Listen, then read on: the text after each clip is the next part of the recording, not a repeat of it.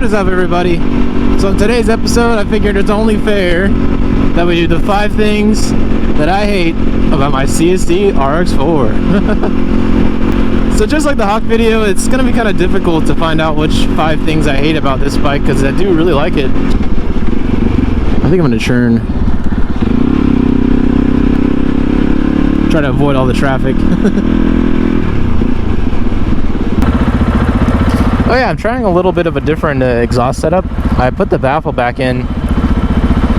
I noticed that like when I was at the trail, it was a lot of fun on, Highway 50, where, the speed limit's 55, but everybody does like 75, 80.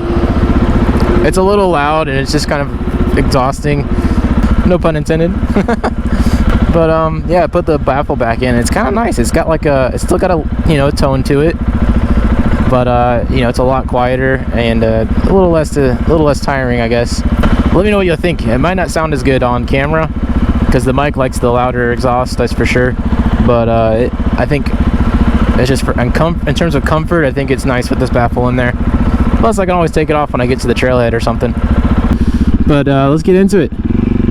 So the number one thing, and I'm going to show you here right now, is the blinker.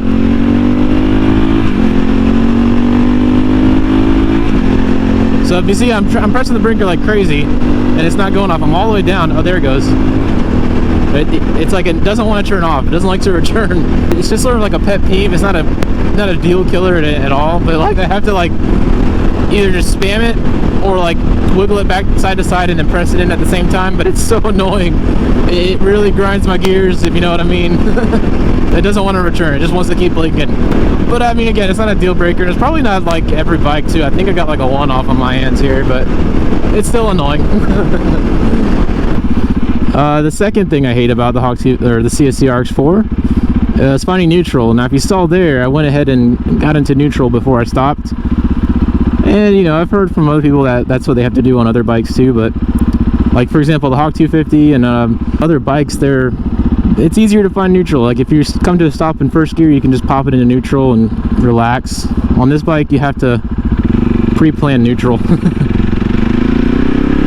It's kind of annoying, when you come to a stoplight and you have to or make like an emergency stop and downshift all the way into first gear. You pretty much have to hold it and hold your clutch in the whole time while you're waiting for the light change, just to avoid lights. You kind of get used to it. And then you kind of learn the bike, just like every other bike.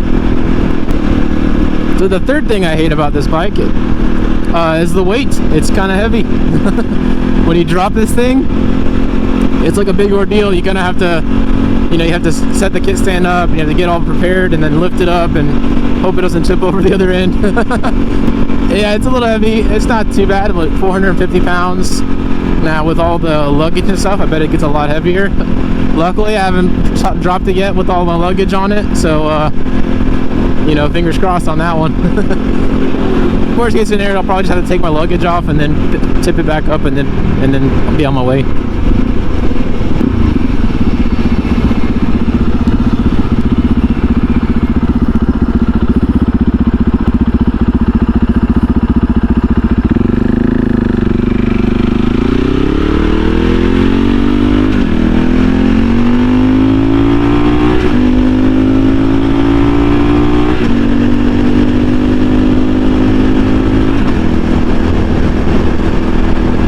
And then the last thing I hate about my RX4, oh yeah, that's a puddle. The last thing I hate about my RX4 is the gearing setup for off-road. So it's like, it's this weird little limbo state where it's like, it's not great for on-road, it's not great for off-road, but it's like, it does both, right? Like it does both really good. It's a good setup for either one. So, but off-road, it is a little bit like, you have to use the clutch a little bit more. Then like for example, the Hawk 250, I can leave it in like first or second gear, it'll chug along. It's super controllable. Whereas this one, it kind of wants to go. It just wants to keep going, like go quick. It's like excited. One thing I will say is the clutch.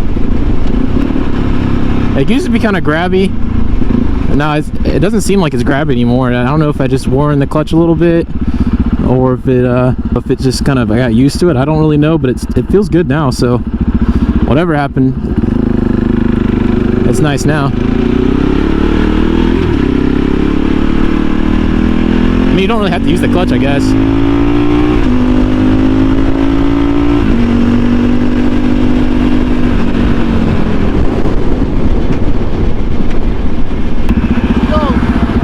Oh, is it closed? Holy shit, I think someone crashed down there. Like a wide load crashed or something. That's crazy.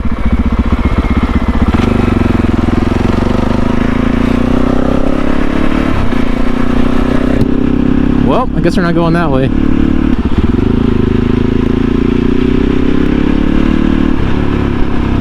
Falling.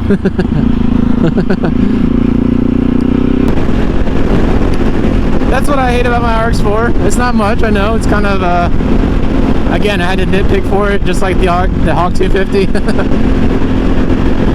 But overall, it's a great bike. I love it. For the money, you can't complain. Also, when it comes to like these type of bikes, these dual sports, I hate the idea of spending a lot of money on a bike that I'm gonna beat the shit out of, you know? Like, I just, like 20 grand for a BMW GS 1200. Again, I love the GS. The look of it looks cool. I love boxer motors, so, you know, it has a boxer engine. But like, Jesus Christ. I don't have to worry about, you know, and then plus if I do break it or beat it up, it's cheap to fix because the parts are cheap. That's what I like about it mostly is, you know, and just like the Hawk 250. The Hawk 250 is the same reason. It's super cheap to fix. It's super cheap to own. So I don't have to worry about it too much, you know? It's not like I'm scared because like I have a whole bunch of money tied up into this thing. Oh my gosh. I thought he was just gonna go for it, my dude.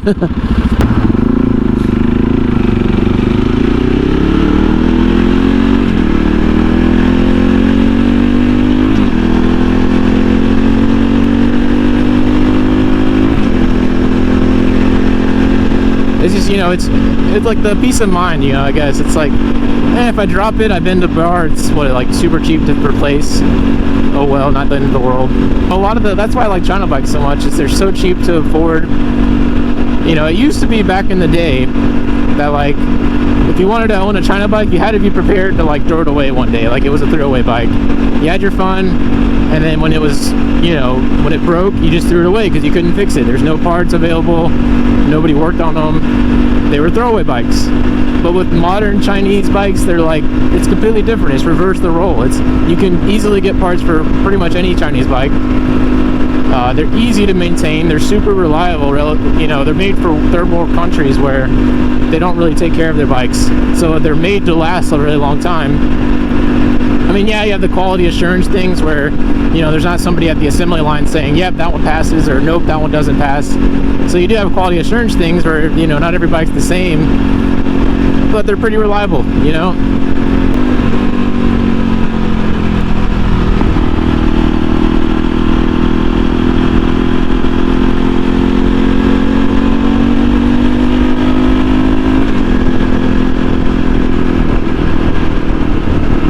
That's gorgeous, dude.